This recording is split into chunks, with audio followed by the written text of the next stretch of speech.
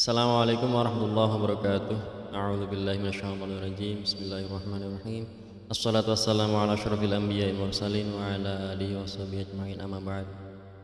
Alhamdulillahirabbil alamin. Pada kesempatan kali ini kita kembali bertemu dan kita akan membahas tentang sholat yang akan kita praktekkan pada minggu ini, yaitu sholat fardu, dan kita akan mengambil sholat subuh yang hanya 2 rakaat agar mempersingkat rekaman praktek.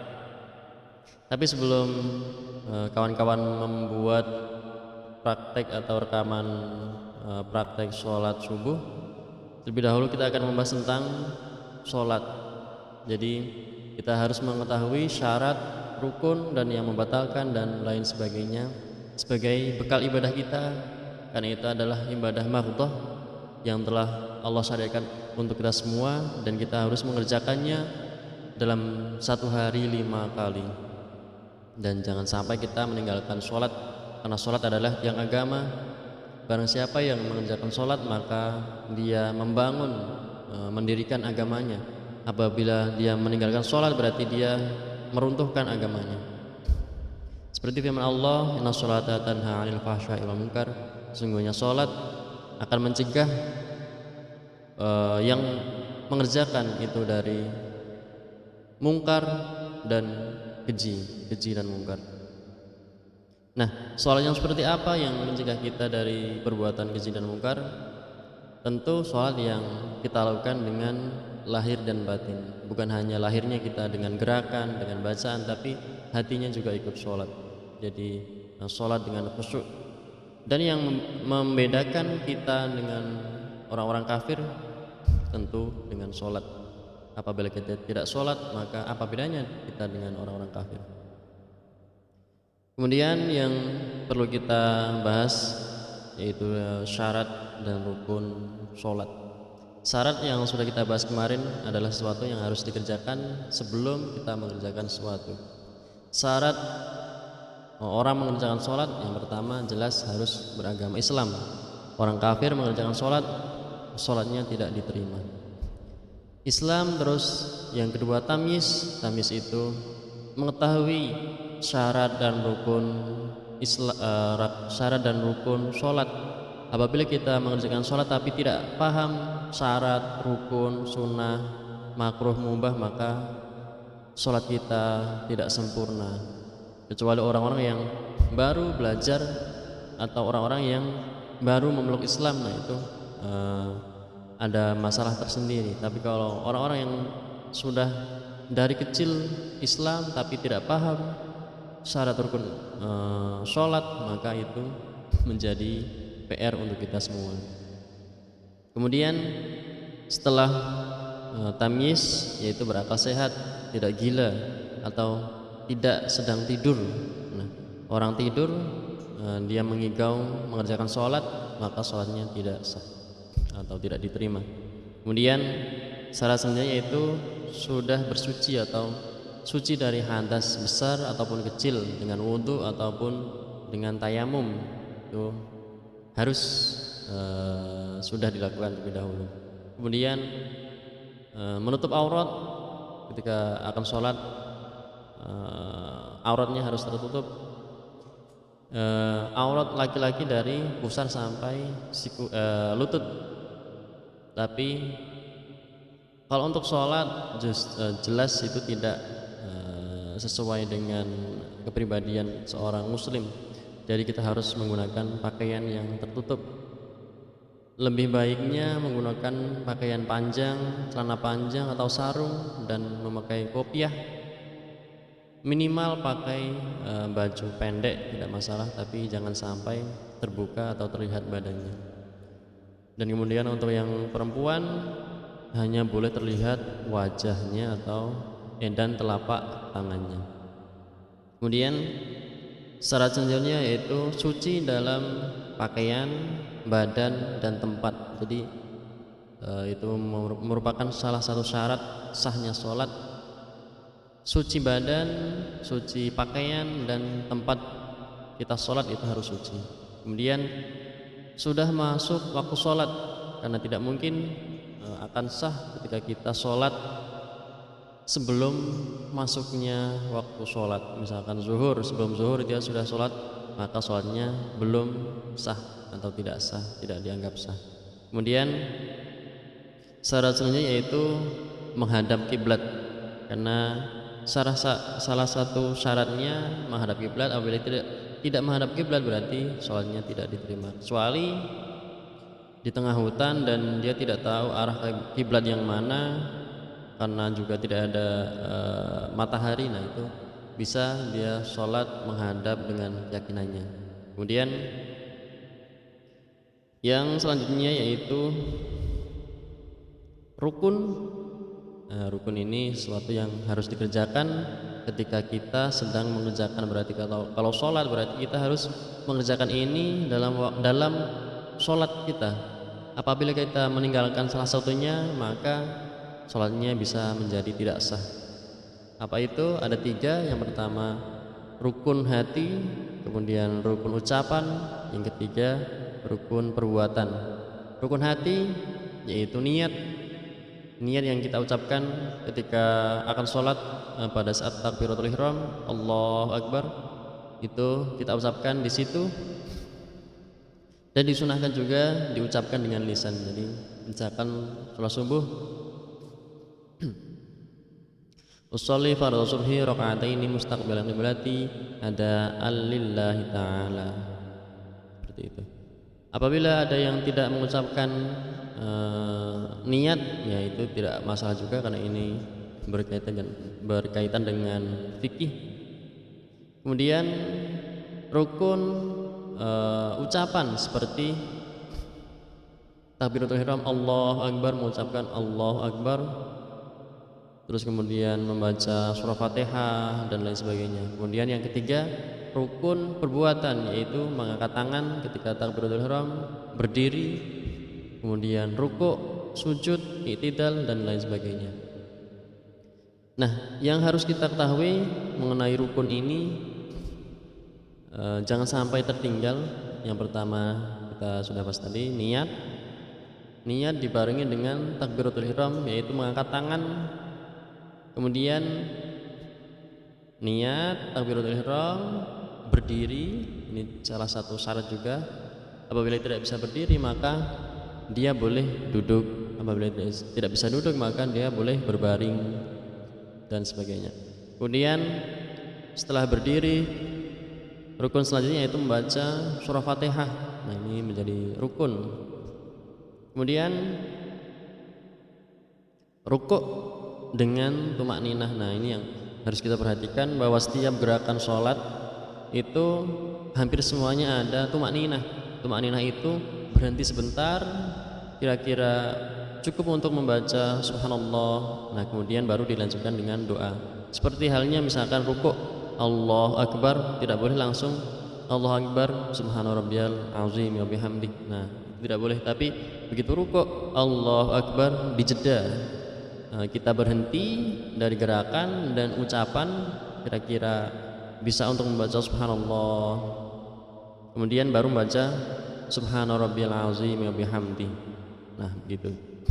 Kemudian i'tidal yaitu bangun dari rukuk dengan tumakninah juga.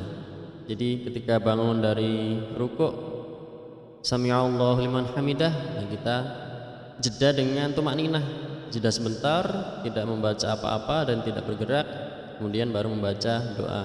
Kemudian sujud dengan tumakninah, begitu sujud kita berhenti sebentar baru membaca doa. Terus kemudian bangun dari sujud atau duduk di antara dua sujud dengan tumakninah, kemudian sujud kembali dengan tumakninah dan berdiri. Nah kalau itu tidak ada tumakninah, ketika dari sujud kemudian berdiri tidak ada tumakninah. Ketika sudah sempurna gerakan kita atau berdiri kita, maka langsung boleh membaca surah Fatihah. Kemudian yang menjadi rukun yaitu duduknya tahiyat akhir. Nah, ketika tahiyat akhir kita harus dalam keadaan duduk, kemudian membaca doa tasyahud akhir atau doa tahiyat akhir. Itu menjadi salah satu rukun sholat. Kemudian membaca sholawat Nabi, Allahumma sholli ala Muhammad wa ala ali sayyidina Muhammad. Nah, kemudian rukun yang selanjutnya yaitu salam. Salam yang pertama, assalamualaikum warahmatullahi, yang ke kanan, dan yang ke kiri itu termasuk dalam sunnah. Apabila kita sudah batal, ketika kita salam ke kanan kemudian kita batal wudhu, misalkan kita kentut, berarti tidak boleh dilanjutkan ke salam yang ke kiri, karena salam yang ke kanan itu sudah bisa untuk sahnya sholat. Jadi ketika sudah salam ke kanan terus kemudian batal, jangan dilanjutkan ke salam yang ke kiri. Kemudian rukun yang selanjutnya itu tertib, jadi berurutan, tidak boleh dibolak-balik gerakannya atau doanya, tidak boleh. Kemudian sunah-sunahnya banyak sekali, kalau kita bahas di sini akan sangat panjang sekali. Yang beberapa yang akan kita sampaikan berarti ya seperti membaca surat pendek setelah surat Fatihah, kemudian rukuk dengan membaca doa, kemudian i'tidal membaca doa. Nah, doanya ini adalah sunnah. Sujud, doa sujud, nah itu juga sunnah. Kemudian doa di antara dua sujud sunnah. Kemudian tahiyat awal itu termasuk dengan sunnah, tapi apabila ditinggalkan maka kita disunahkan untuk menggantinya dengan sujud sahwi. Kemudian doa tahiyat awal, nah itu juga termasuk sunnah. Apabila ditinggalkan maka kita disunahkan juga untuk mengganti dengan sujud sahwi. Dan banyak lagi sunnah-sunnah yang bisa kalian cari di kitab-kitab atau di referensi buku-buku yang lain. Kemudian yang membatalkan sholat juga banyak sekali, tapi beberapa akan kita sampaikan. Yang pertama, jelas apabila keluar suatu dari dubur atau kubul, nah itu entah cair atau padat, tetap itu membatalkan sholat kita. Kemudian makan dan minum itu juga termasuk membatalkan sholat. Kemudian hilang ingatan atau tertidur atau gila atau ayan, nah itu sholatnya otomatis batal. Kemudian terbukanya aurat, ketika kita sholat terus auratnya terbuka tidak langsung ditutup, berarti itu membatalkan sholat kita. Otomatis kita harus mengulang dari awal. Kemudian terkena najis, misalkan baju kita terkena najis, kotoran cicak misalkan, nah itu jelas tidak bisa dihilangkan sekejap, nah harus kita basuh, maka sholat kita tentunya batal. Kecuali misalkan jatuh di sorban, nah sorbannya kita taruh, nah berarti itu tidak masalah. Tapi kalau di pakaian yang kita pakai untuk sholat, itu membatalkan sholat. Kemudian berniat untuk mengakhiri sholat atau keluar dari sholat, nah itu juga membatalkan. Misalkan kita sudah berniat apabila nanti ada gempa maka saya akan membatalkan sholat, nah berarti pada saat itu juga sholatnya sudah batal. Karena apa? Ada niatan untuk keluar dari sholat atau mengakhiri sholat sebelum salam, nah itu sudah batal dengan sendirinya. Kemudian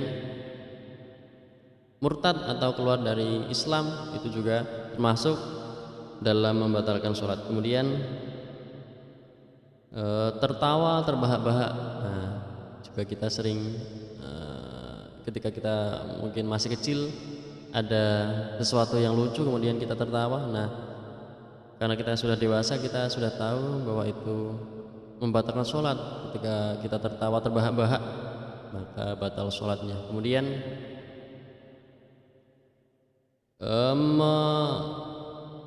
mendahului gerakan imam, misalkan imam belum rukuk kita sudah rukuk, nah berarti jelas itu membatalkan sholat. Jadi dia keluar dari jamaah kemudian dia batal sholatnya juga. Jadi dia harus mengulang dan ikut gerakan imam. Kemudian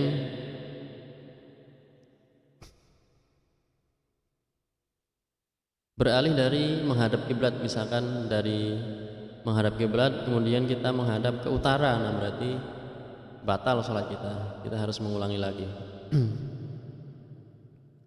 Kemudian bergerak berkali-kali di luar gerakan sholat, nah ini tentunya ini masalah fikih. Dalam masalah fikih ini ada banyak sekali pendapat, tapi dalam mazhab Syafi'i yang mayoritas di Indonesia dan Asia Tenggara itu menggunakan mazhab Syafi'i. Mazhab Syafi'i apabila kita bergerak di luar sholat berturut-turut selama 3 gerakan maka batal sholatnya. Tapi dalam mazhab Hambali selama itu tidak mengganggu kekhusyuan sholat maka tidak apa-apa. Jadi mana yang kita pakai dalam masalah fikih, terutama dalam masalah sholat, maka itu yang akan menjadi pedoman kita. Mungkin itu saja yang akan kita sampaikan, dan silahkan kalian membuat praktek sholat subuh 2 rakaat, kemudian niatnya harus jahar. Misalkan kalian biasanya tidak menggunakan niat, hanya dengan hati, berarti kalian harus mengucapkannya dengan perkataan. Kemudian gerakannya harus jelas dan doa-doanya harus dilafalkan dengan jelas. Misalkan Fatihah, surah Fatihah kalian baca dengan keras, kemudian surah pendeknya, doa-doanya dan sunah-sunah yang lain apabila kalian tambahkan dari sunah-sunah sholat, nah silahkan. Semakin itu baik bacaannya, lancar, nah maka semakin bagus nilainya. Itu saja dari saya. Apabila ada kekurangan mohon maaf. Wassalamualaikum warahmatullahi wabarakatuh.